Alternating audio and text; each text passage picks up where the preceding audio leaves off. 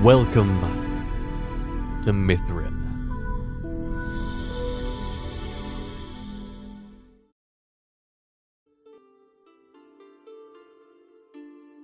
Ian's Forge.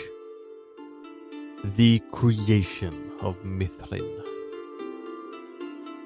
It has always been told, every father to his daughter, every mother to her son, how the world was formed in the beginnings of time.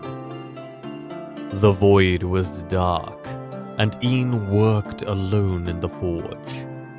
The floor was cold, and the lofty roof was filled with silence. Ian looked at the anvil, the hammer, and the furnace, and dreamt of what might be.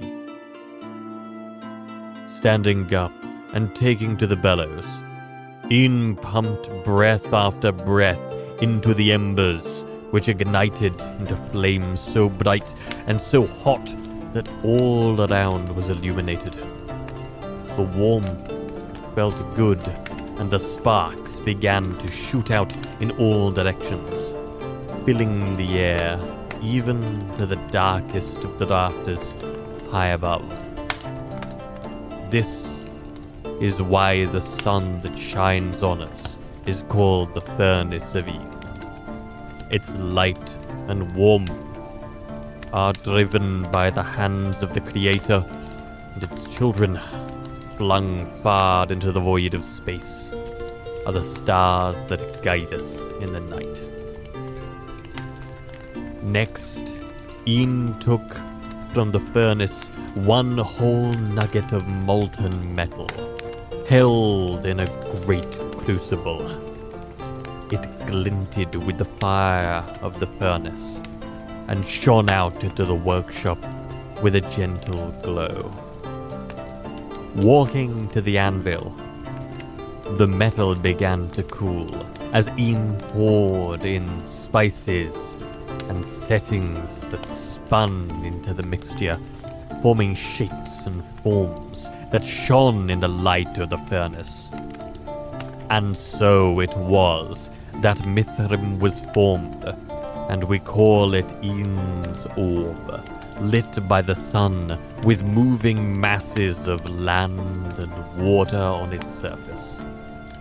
Then Ian took up the hammer and struck the orb to shape it finely, with ridges and valleys, peaks and troughs, and the still soft metal began to pour this way and that as it filled the voids.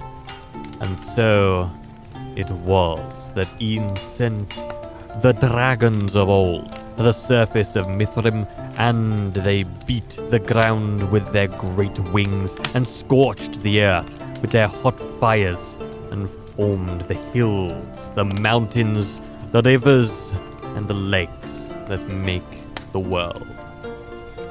This is why the dragons are called the Hammer of Ian, although they have not been seen for many an age.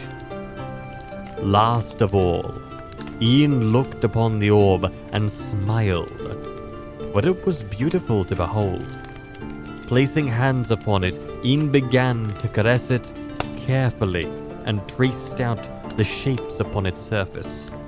Each finger placed upon that shining metal began to change it. So it is that the crafters came to Mithrym, the hands of the Creator placed upon creation. But that, they would say, as the eyes of their child grew heavy, and the eyes of the furnace of Ian set beyond the horizon, bringing with it the night. That is another story.